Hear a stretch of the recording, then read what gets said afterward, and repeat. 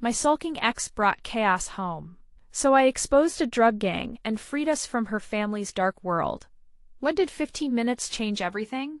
Honestly, I still can't believe how my entire life flipped upside down in less time than it takes to make a cup of coffee. So here's the deal. I'm 28, been living with my girlfriend Amanda for about 2 years, and we've got... But Amanda's family, hot mess express. Her dad is a full-blown alcoholic, and her mom stays quiet and beaten down most of the time. Amanda herself has had a rough past battling pills, flirting with sketchy crowds, and barely holding down jobs. I love her, but her family has always been a black hole of chaos. Anyway, last week it all exploded. Amanda's dad, Rick, was hammered again, like usual, and got into a screaming match with her mom. It was late. Amanda called me crying because she thought he was going to go off the rails. I told her to come over. I wanted to get her out of that toxic hellhole. When Amanda arrived, she was shaking and barely able to speak. We sat in my apartment, and she finally got through to me that the fight with her dad was more than just words this time. Rick had pulled a gun on her mom. The cops were involved.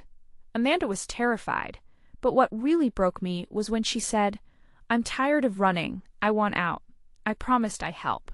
But what I didn't know was that Amanda was carrying a secret shed, never told me something so dark I still have nightmares about it.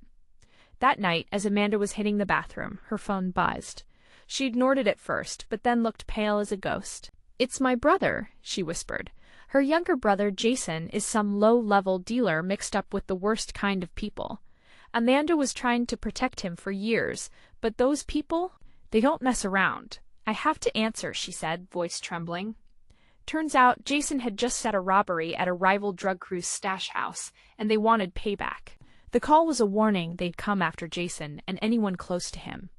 Amanda was in serious danger just by association. At this point, I was freaking the hell out. I'm not a tough guy, but Amanda and I had to figure out our next move fast. I secretly started recording everything. Her texts, the threats, the fights at her house, because I had a hunch this was all going to blow up. Then came the moment that changed everything. Amanda told me she wanted to pack her stuff and get away for a while, maybe even out of state. I had just gotten off work, and Amanda had 15 minutes in the apartment before those guys might track her down. I knew hiding wasn't enough. Those people had CCTV access, local spies, probably cops on their payroll. So, in those 15 minutes, I hatched a plan.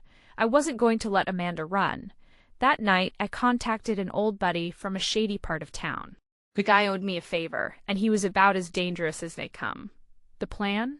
We flipped the script and hit the drug crew where it hurt most: their operations, their money, their egos. While Amanda packed, I sent my friend the info. I'd collected names, locations, car plates, schedules. I told Amanda I'd do whatever it took to keep her safe, even if it meant playing dirty. 2 days later, the rival drug crews stash houses got raided by federal agents. Not a single person from Amanda's family was hurt. But those guys, screaming bloody murder. Amanda and I were sitting in my car when the news broke, and for the first time in years, she cried tears of relief, not fear. But here's the kicker: that same night, I checked my phone and saw a message from Jason. "You just put a target on your back." I wasn't scared. I felt something I hadn't in forever: power. Amanda's family slowly started to crumble, but this time I had the upper hand. I cut ties with the violent side of her family and helped Amanda find a clean job and place. We reported the abusive dad, got restraining orders, and even worked with social services to get Amanda's mom and brother into rehab programs. Months later, Amanda and I moved hundreds of miles away, finally free. I still get the occasional shady call or text from people who don't like what I did, but every time I feel like backing down, I remember that night, those 15 minutes I decided to stop being the nice guy and start fighting back. Sometimes 15 minutes is all it takes to go from victim to victor, and damn, does it feel good.